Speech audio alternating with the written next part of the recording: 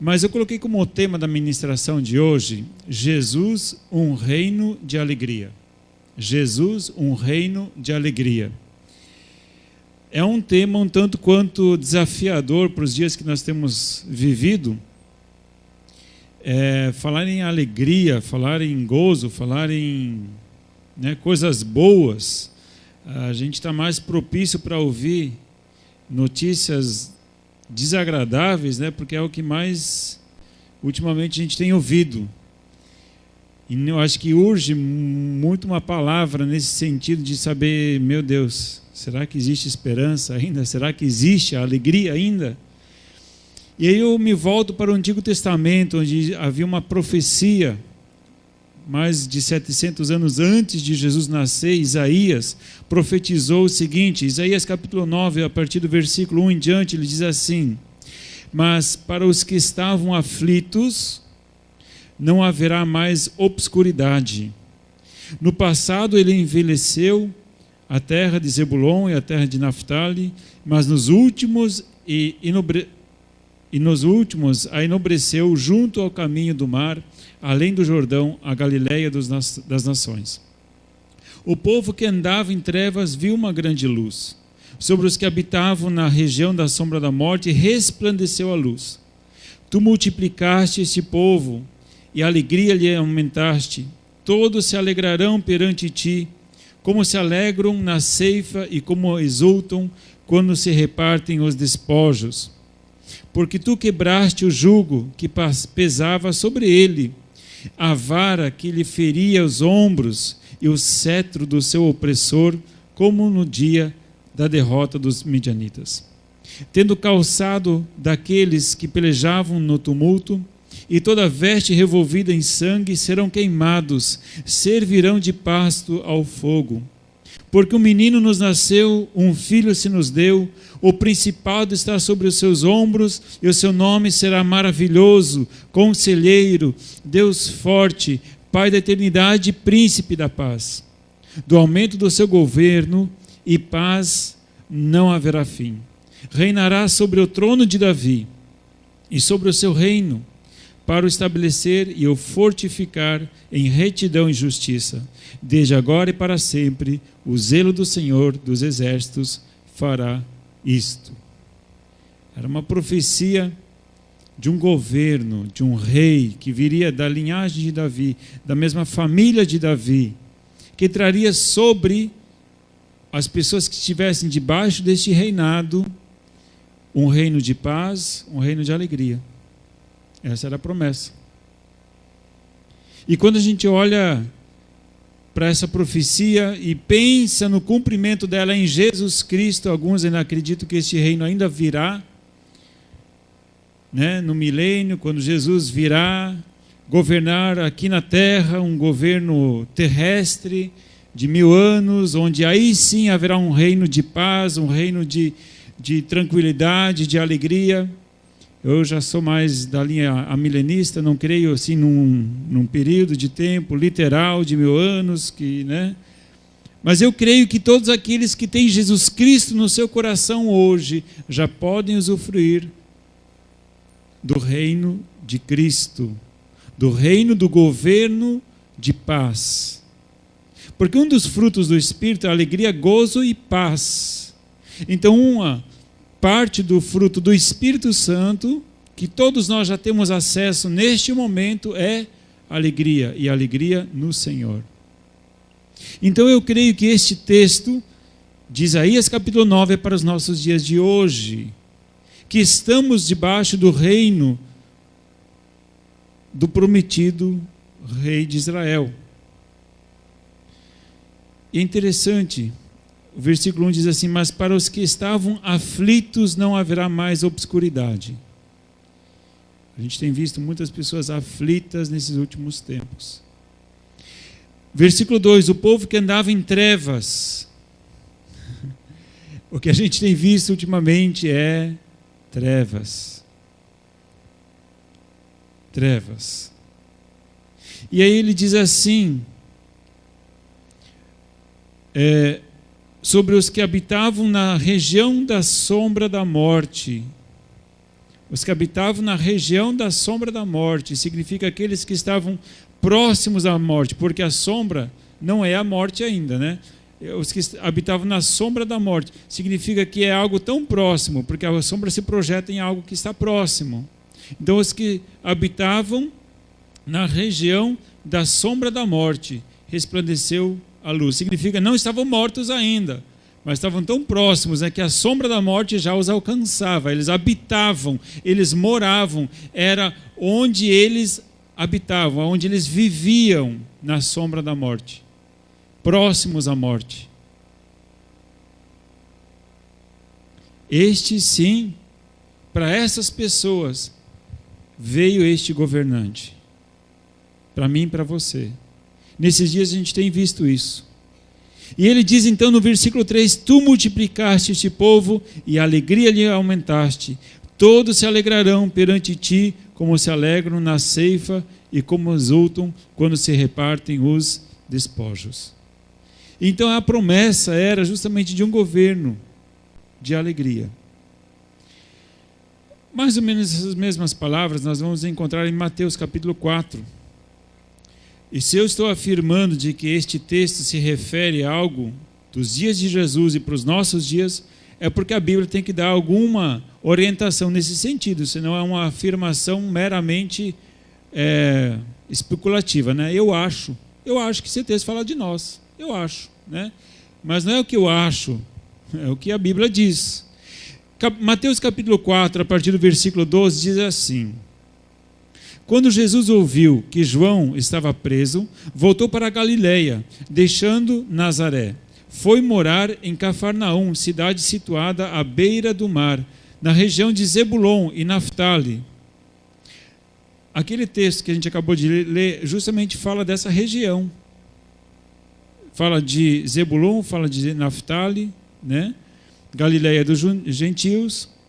Aí ele fala assim: para que se cumprisse o que foi dito pelo profeta Isaías. Agora ele repete as palavras do profeta Isaías: terra de Zebulun, terra de Naftali, caminho do mar, além do Jordão, Galileia dos gentios. O povo que estava em trevas viu grande luz, e aos que estavam na região da sombra da morte, raiou-lhes a luz.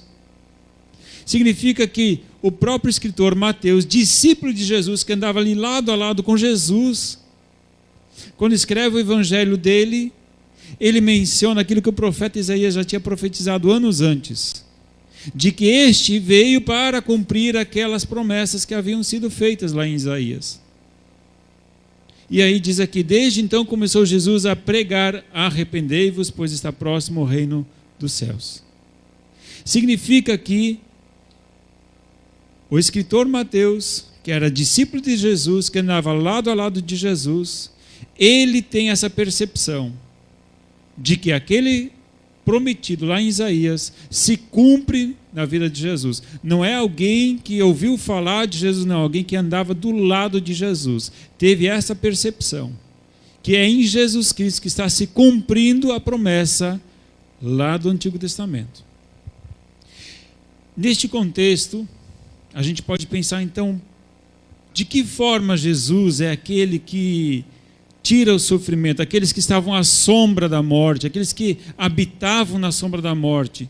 E ele mesmo dá essa resposta. Se a gente for verificar em Mateus capítulo 11, veja o que Jesus afirma em Mateus capítulo 11, versículo 25 em diante. Ele diz assim: por este tempo disse Jesus: graças te dou, ó Pai, Senhor do céu e da terra, que ocultaste essas coisas aos sábios e entendidos e as revelaste aos pequeninos.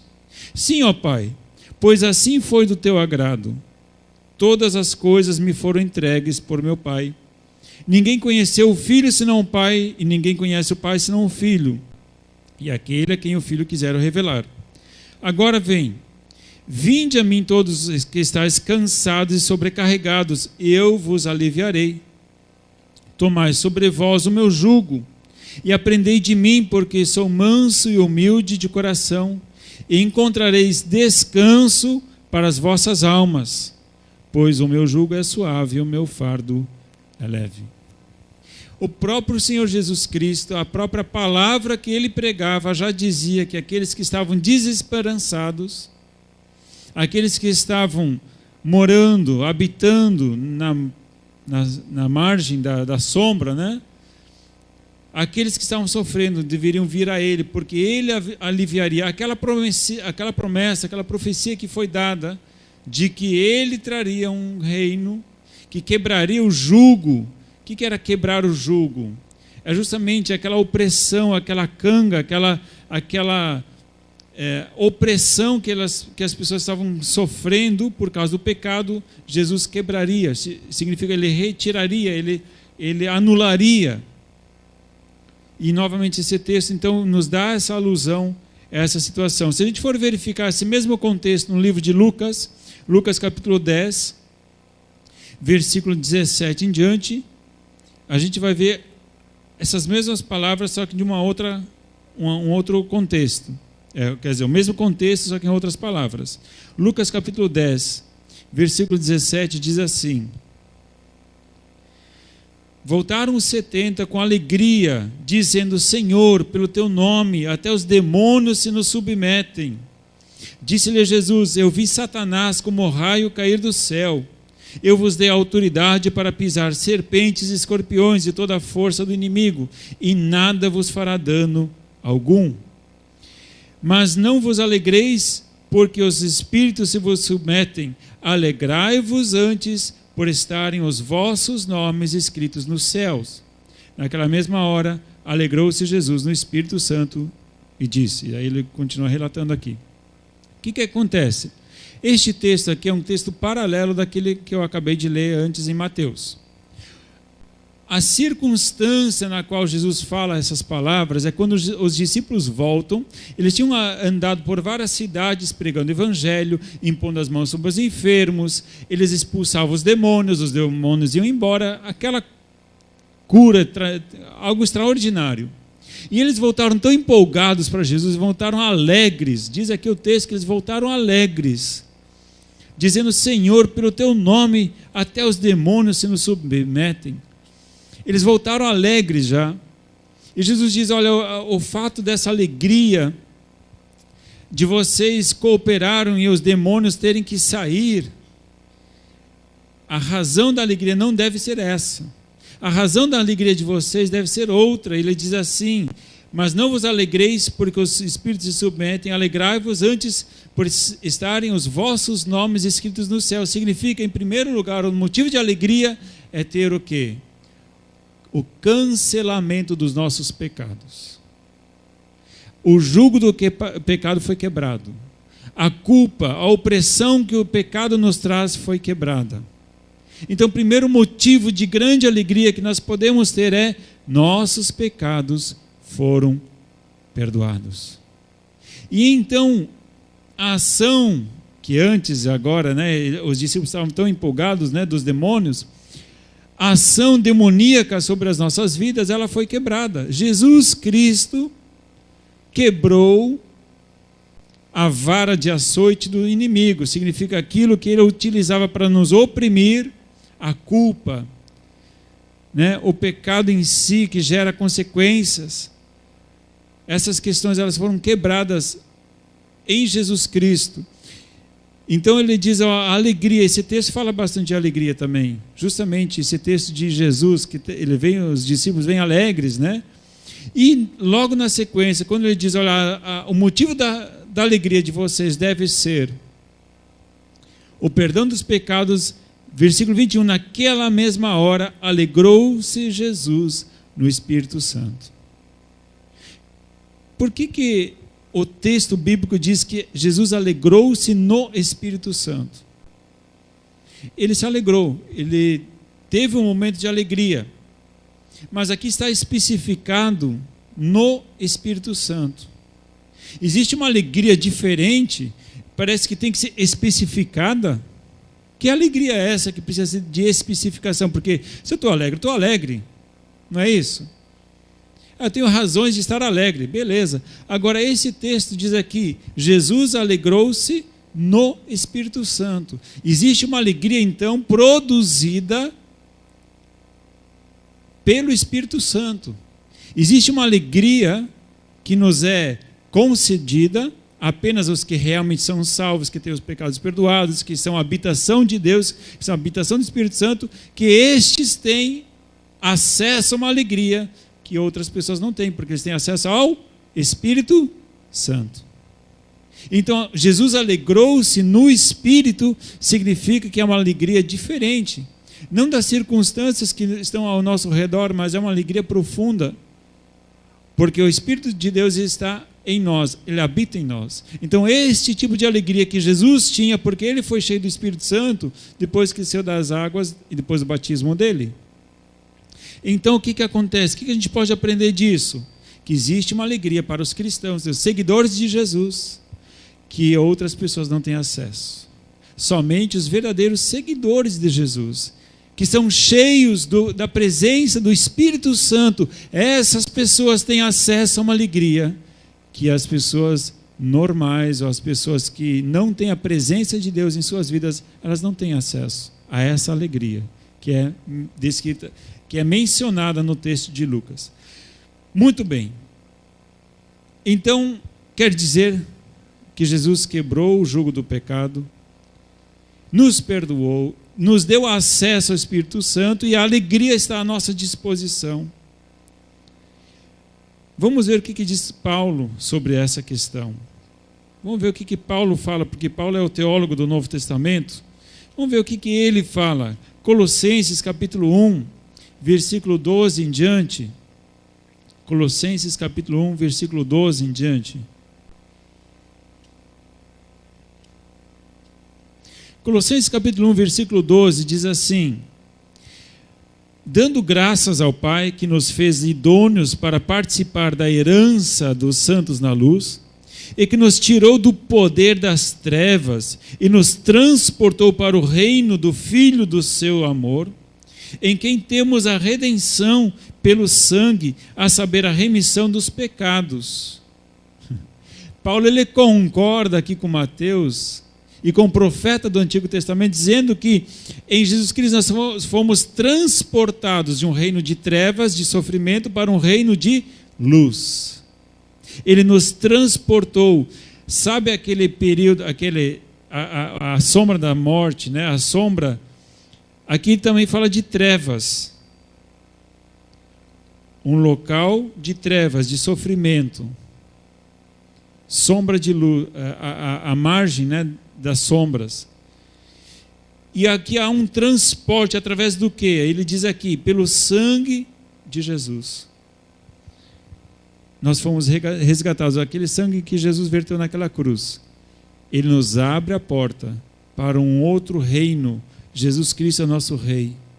Versículo 19 a 22, ele vai falar o seguinte, esse mesmo capítulo: pois foi do agrado do Pai que toda a plenitude nele habitasse, e que, havendo por ele feito a paz pelo sangue da sua cruz, por meio dele reconciliasse consigo mesmo todas as coisas, tanto as coisas que estão na terra como as coisas que estão nos céus. Versículo 21. A vós também, que noutro tempo eres estranhos, inimigos do entendimento pelas vossas obras, agora, contudo, vos reconciliou no corpo da sua carne pela morte, para perante ele vos apresentar santos e irrepreensíveis e inculpáveis. Novamente Paulo reforça essa ideia. Em Jesus Cristo, na cruz, pelo sangue que foi derramado, nós temos acesso à graça de Deus e ao perdão de Deus. Se a gente for verificar Efésios, o que Paulo afirma em Efésios? Efésios capítulo 3, versículo 10. Efésios 3, 10. Ele vai falar o seguinte: e foi assim para que agora, pela igreja, a multissabedoria de Deus seja conhecida dos principados e potestades nas regiões celestiais, segundo o eterno propósito que fez em Jesus Cristo nosso Senhor, no qual temos ousadia e acesso em confiança pela nossa fé nele. Portanto, peço-vos que não desfaleçais nas minhas tribulações por vós, que são a vossa glória. Ele fala aqui sobre essa vitória. Veja só o que ele diz aqui. E foi assim para que agora, pela igreja, então ele fala qual é o ministério de Jesus? Agora é a igreja, Antes foi Jesus quem fez, agora é a igreja. Quem é a igreja? É você, sou eu. Aqueles que são nascidos de novo, aqueles que têm o selo do Espírito Santo. Esses são a igreja do Senhor. O Senhor habita em nós, certo? E o que ele diz? E assim, para que agora, pela igreja, a multiforme sabedoria de Deus seja conhecida dos principados e potestades nas regiões celestiais. Significa que aquilo que os discípulos faziam antes, que expulsavam em nome de Jesus todo espírito maligno que oprimia o povo, agora é a igreja, a função da igreja. Ele colocou sobre a igreja a autoridade sobre os principados e potestades. E através da igreja, até os demônios estão aprendendo a vontade de Deus. Está sendo revelada através da igreja a vontade de Deus. Veja o que diz o texto aqui, né?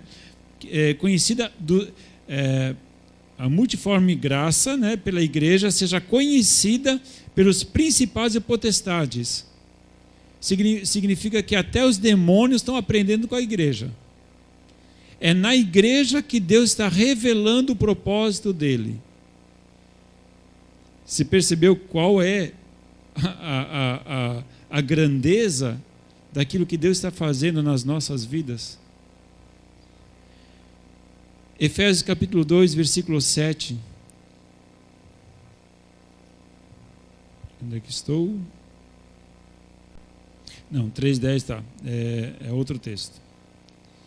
Efésios 1:18. Efésios 1:18 diz assim: oro também para que sejam iluminados os vossos olhos, no entendimento, para que saibais qual seja a esperança na sua vocação e quais as riquezas da glória da sua herança nos santos, né? A igreja, e qual a suprema grandeza do seu poder para conosco, os que cremos segundo a operação da força do seu poder, que manifestou em Cristo, ressuscitando dentre os mortos e fazendo sentar-se à direita nos céus, acima de todo principado e autoridade, poder e domínio, e de todo nome que se nomeia, não só neste século, mas também no vindouro, e sujeitou todas as coisas debaixo dos seus pés, e sobre todas as coisas constituiu como cabeça da igreja, que é o seu corpo, a plenitude daquele que enche tudo em todos. Está falando novamente de Jesus. Ele triunfou sobre todo o principado e potestade naquela cruz. Ele venceu, e hoje ele se assentou. E a igreja, ela está juntamente com Cristo, submissa a Cristo. Temos autoridade sobre os principados e potestades. Em Cristo, ninguém pode se arriscar a querer repreender algum demônio, alguma coisa desse sentido, né? Se não estiver submisso a Cristo, né? Até teve aquela tentativa lá em Atos de homens expulsarem demônios em nome de Paulo, né? Em nome de Jesus, que Paulo prega, né? Só que eles mesmos não tinham intimidade com Jesus. Paulo tinha. E aí o demônio só falou assim: eu conheço Jesus, sei quem é. Conheço Paulo, sei quem é. E vocês, quem são? Vocês estão querendo repreender a gente em nome de Jesus, que Paulo prega, é terceirizado agora, né? O demônio falou assim: você está querendo terceirizar o serviço aqui? O negócio aqui não rola, desse jeito não funciona, né? Terceirização no reino de Deus não funciona. Ou você tem gabarito, ou você é contratado, ou você tem aliança, você é alguém que ou você não é nada. Não existe terceirização no reino de Deus. Eu creio que muitas pessoas têm tentado terceirizar a fé. Mas eu sou filho de crente. Eu sou meu pai, meu avô foi evangelista. Né? Parece que você tem que dar algum gabarito de algum antepassado seu, né? Parece que aquilo vem de oração. Amigo, cada um responde por si. Não existe terceirização nesse sentido, cara. Né? Vai querer viver das honras dos outros? Né? Eu tenho um profissional lá, eu vou ganhar o meu salário pelo trabalho do outro. Não é assim.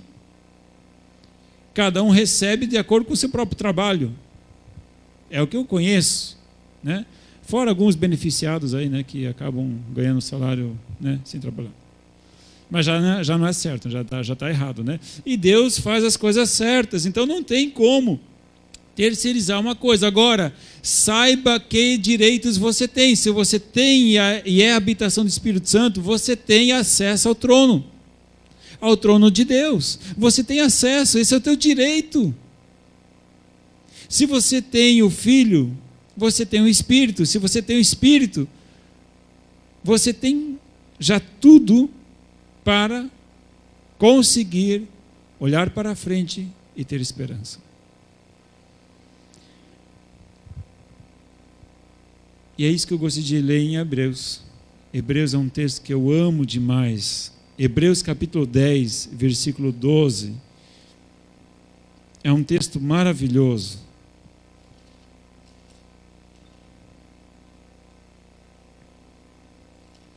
Hebreus capítulo 10, versículo 12 em diante. Veja só o que a Bíblia nos fala neste texto. Mas este, havendo oferecido para sempre um único sacrifício pelos pecados, assentou-se à destra de Deus. Daí por diante espera que os seus inimigos sejam postos por estrado dos seus pés, porque com uma só oferta aperfeiçoou para sempre os que estão sendo santificados. O Espírito Santo também nolo testifica. Primeiro diz: esta é a aliança que farei com eles depois daqueles dias, diz o Senhor. Porei as minhas leis em seus corações e as escreverei em seu entendimento. Então acrescenta: e jamais me lembrarei dos seus pecados e das suas iniquidades. Ora, onde há remissão destes, não há mais oferta pelo pecado. Primeira promessa que é que ele viria, escreveria as leis de Deus em nossos corações. Nosso Deus é um Deus presente, não é um Deus que está em algum lugar ao nosso redor. Ele habita em nós, o Espírito Santo de Deus habita em nós. Veja só como é que ele continua, versículo 19.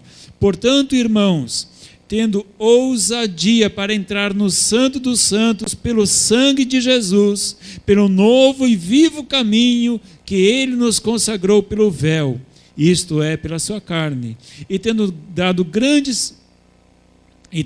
sacerdote sobre a casa de Deus, cheguemo-nos com verdadeiro coração, em plena certeza de fé, tendo o coração purificado de má consciência e o corpo lavado com água limpa. Versículo 23, né? Guardemos firme a confissão da nossa esperança, pois fiel é aquele que fez a promessa. Gente, temos uma promessa. A promessa é que nós podemos entrar com ousadia. Não é entrar de qualquer jeito, não é dizer assim, né? Todo acanhado. Não, você tem esse direito. Você tem esse direito. A própria Bíblia te dá esse direito do quê? De entrar na presença de Deus, no Santo dos Santos. Ali onde o sumo sacerdote, no Antigo Testamento, podia entrar uma vez por ano. Lá na parte mais, como é que posso dizer? Mais santa, mais gloriosa de todo o tabernáculo. O tabernáculo tinha 3 partes, né? O pátio, o santo e o Santo dos Santos. No Santo dos Santos, apenas o sumo sacerdote, uma pessoa escolhida de todo o povo, uma pessoa poderia entrar uma vez ao ano para trazer sacrifício. E ele diz: gente, vocês têm acesso liberado. Vocês têm o sangue de Jesus, vocês têm acesso liberado. Vocês são filhos de Deus. Vocês podem entrar no Santo dos Santos no momento que vocês quiserem. Gente, vocês têm noção do que Deus fez através de Jesus? Vocês têm noção do acesso que Deus deu para cada um de nós? Acesso, carta branca, você é filho. O filho tem acesso à sala do pai quando quer. A chave dessa porta, Jesus entregou para cada um de nós. Ela chama-se Espírito Santo. Acessa ao trono mais alto. E não existe, a gente tem, né, aqui na terra, algumas graduações, né? Vou falar com o tribunal regional, aí o tribunal estadual, aí vem o tribunal, né, federal. E por aí vai, né? São várias instâncias. Amigo, você tem acesso ao maior tribunal do planeta, não só do planeta, de todo o sistema solar, de todo o universo. É o altar de Deus. Você pode entrar quando você quiser. Você tem carta branca. Vocês têm noção da honra que nos foi dada? Amados, quando o cristão se der conta da herança que ele tem nas mãos, amado, esse mundo vai ser pequeno. Se levantar uma geração que tenha consciência de quem eles são em Cristo Jesus, o inferno será abalado. O inferno será abalado. O inimigo, ele brinca porque ele sabe que os cristãos não têm consciência de quem eles são.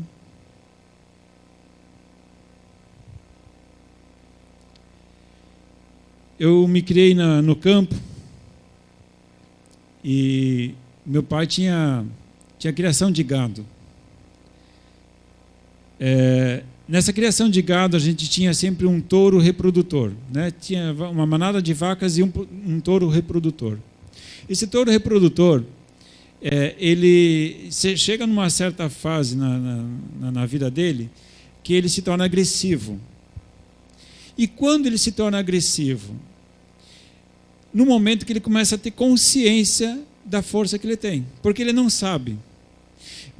A gente fazia um furo no nariz dele e colocava uma argola, né? Porque aí você puxando a argola, puxa o nariz, claro, a parte do nariz é toda mole, então aquilo machucava um pouco no início, aí ele pensava, opa, eu tenho que obedecer. Aí você puxava assim e o touro vinha, né? E aí o que acontece? Aí você puxa ele para onde você quer e ele vai. Pronto, né? Aí amarra uma corda, tal, ele fica pastando, aí você tira daqui, põe para lá e tal, e o touro vai crescendo. Isso quando ele é menorzinho, quando ele vai crescendo, ele vai se acostumando. Ele vai se acostumando porque ele sabe, né, que o dono dele é mais forte do que ele. Mas ele não percebe que ele cresce. Ele vai crescendo, dali a pouco, né, se antes o touro era desse tamanho, você puxa ele para onde você quer, é uma coisa, né? Só que ele vai crescendo, vai crescendo, vai crescendo. Dali a pouco você pega, né, e sai com ele. Se antes você pegava assim, você já tem que pegar assim já quase, né, para puxar ele. E de repente, chega uma idade que ele começa a fazer testes, a testar. Até onde vai a força? Ele dá umas freadas, aí se puxa, ele fica testando, daí ele vai, aquela coisa toda. Dali a pouco ele começa a ficar ousado. Ele começa a te encabeçar, né? Ele começa a querer dar cabeçada.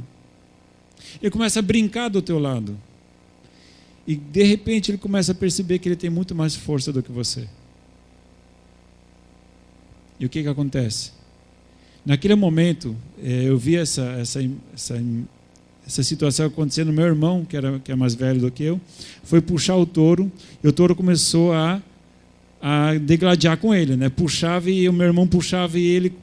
Aí o touro ele começou a vir para cima do meu irmão, o meu irmão pegou a argola e virou.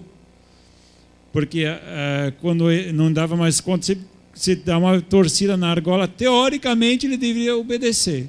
Mas aquilo já não doía mais tanto para ele. Ele chegou e começou a empurrar o meu irmão. E, gente, se você não sabe a força que um touro tem na cabeça de pressão, ele te esmaga fácil. Você vira uma pizza, né, na cabeça dele. Chegou um tempo que a argola rasgou do focinho dele. A gente teve que colocar uma segunda argola mais para cima, né, porque tinha rasgado, porque não tinha mais controle. O touro ficou fora de controle. Amados, tem duas coisas que podem tomar o controle, tá? Ou o pecado toma controle da nossa vida e a gente perde o controle dele. No começo a gente brinca e a gente acha que a gente tem o domínio sobre o pecado, mas quando a gente menos vê. ele nos esmaga, ele nos mata. O touro, se você não controla o touro, no começo você domina ele, é fácil, é uma brincadeira. Só que com o tempo, ele se torna tão letal, que se você não faz um churrasco do touro, o touro faz churrasco de você. Chega um momento realmente perigoso, onde ele pode te matar de uma forma muito fácil. O pecado é assim.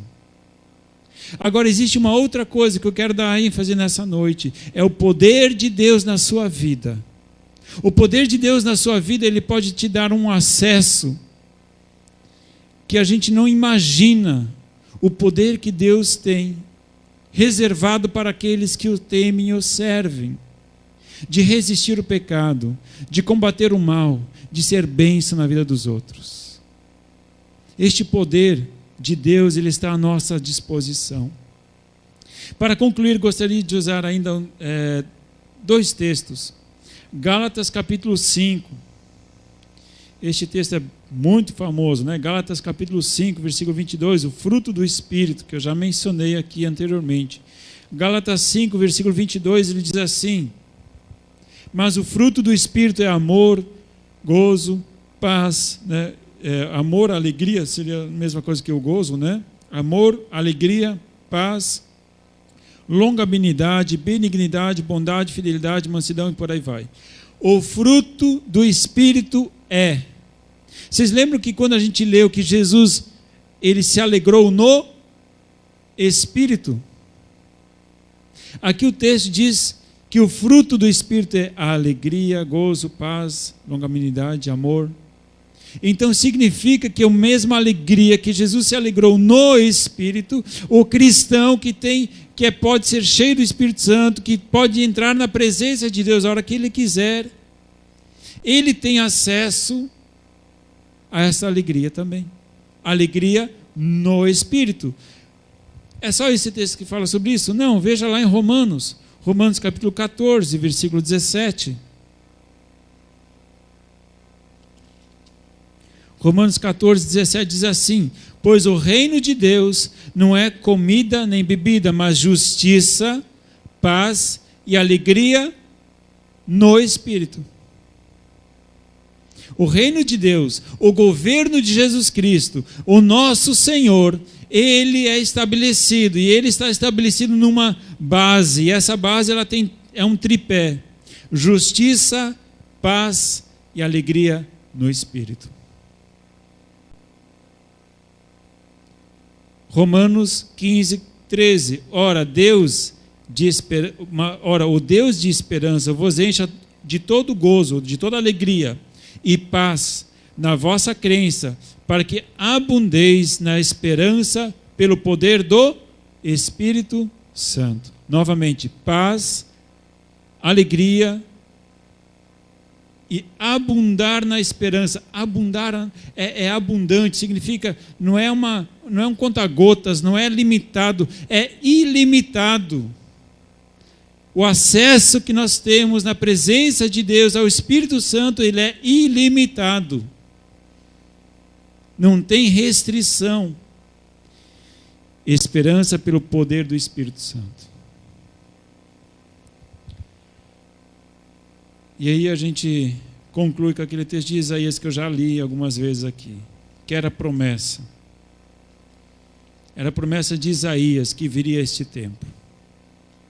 Esse tempo de um governo, de um reino, de um rei, que governaria, e o seu governo seria estabelecido. O povo que andava em trevas, ou, como diz ali acima um pouco, né?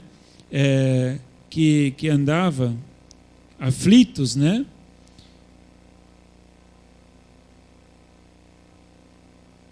À margem das sombras, o povo que andava em trevas viu uma grande luz, sobre os que habitavam na região da sombra da morte resplandeceu a luz. Versículo 3: tu multiplicaste este povo e a alegria lhe aumentaste. Todos se alegrarão perante ti. Perante ti significa que a alegria está ligada, que é uma cláusula. Alegria perante ti. Alegria no Senhor. ou no espírito. Como se alegram na ceifa e como exultam quando se repartem os despojos. Porque tu quebraste o jugo. Tu quebraste o quê? A disciplina, o açoite, jugo, é o peso. Porque tu quebraste o jugo que pesava sobre ele, a vara que lhe feria os ombros e o cetro do seu opressor, como no dia da derrota dos midianitas. Essa vara que ele usava para nos açoitar foi quebrada em nome de Jesus. Que bênção! Versículo 6: porque um menino nos nasceu, um filho se nos deu, o principado está sobre os seus ombros, e o seu nome será maravilhoso, conselheiro, Deus forte, Pai da eternidade, príncipe da paz. O aumento do seu governo e paz não haverá fim, reinará sobre o trono de Davi, sobre o seu reino, para estabelecer e fortalecer em retidão e justiça, desde agora para sempre. O zelo do Senhor dos Exércitos fará isso. Nós temos uma promessa. Amados, agarre-se nessas promessas. Você pode ter acesso ao trono de Deus. O quanto você tem aproveitado este acesso? Acesso ilimitado à presença de Deus. Amados, hoje eu vejo assim muitas pessoas andando angustiadas, deprimidas, e não por falta de lutas, né? Existe razão para isso, existe motivo para isso. O mundo todo está em trevas, e se a gente não cuida, né, aquele touro está nos esmagando, a opressão está forte, a vara de açoite, ela é impiedosa, ela cai sobre nós mesmos. Mas, amado, você tem acesso. Nós temos acesso. Nós temos a quem recorrer. O quanto nós temos aproveitado? O véu foi rasgado. O caminho está estabelecido. Vamos aproveitar isso? Gostaria de te convidar a ficar de pé. Se você está em casa, quiser fechar seus olhos, quiser orar juntamente conosco, feche seus olhos neste momento, dobre seus joelhos. Se Deus tocou na tua mente, no teu coração durante essa noite, durante essa ministração, se de repente de alguma forma o Espírito Santo te incomodou, dizendo: ei, eu estou te esperando, você tem acesso, eu quero te trazer paz, eu quero te trazer alegria, alegria no Senhor, alegria no Espírito de Deus. Oh, Pai, em nome de Jesus, cancela, Pai, em nome de Jesus, nessa noite, toda a vara de disciplina do pecado sobre as nossas vidas. Pai, em nome de Jesus, cancela sobre as nossas vidas todas as maldições, toda a opressão, Pai querido, tudo aquilo que o inimigo tem aproveitado em nossas vidas, que nós temos ignorado, Pai querido, a força e o Teu poder em nossas vidas, Pai querido. Nós não temos nos dado conta, Pai querido, a herança pela qual o Senhor morreu naquela cruz, nos libertando do fardo do pecado, Pai querido, do jugo do pecado, em nome de Jesus. E nessa noite o Senhor pode remover de sobre nós este jugo pesado que o diabo tem colocado em nossas vidas. Confessemos os nossos pecados em nome de Jesus. Peça a reconciliação, peça a restauração em nome de Jesus. Livre-se dos fardos, livre-se dos pecados. Arrependa-se, peça perdão em nome de Jesus. Ó Pai, em nome de Jesus, a herança é a alegria. Essa é a herança que o Senhor conquistou para nós. Ó Pai, em nome de Jesus, que nessa noite nós possamos fazer uma aliança contigo, de restauração, de renovação na nossa vida. Ó Pai, que o Senhor seja novamente o nosso dono, o nosso Senhor. e que nós nos submetamos, que nós venhamos a nos submeter ao Teu reino, ao Teu governo, nos obedecer, Pai, que queremos obedecer, para que o inimigo não venha nos esmagar, Pai querido. Livra-nos, Pai, em nome de Jesus. Te louvo e te agradeço, meu Pai, que hoje é dia de salvação, hoje é dia de restauração, hoje é dia de libertação de todo jugo, Pai querido, que o Senhor tem colocado sobre as nossas mentes e os nossos corações, Pai, em nome de Jesus. Aleluia, Jesus. Amém. Glória a Deus.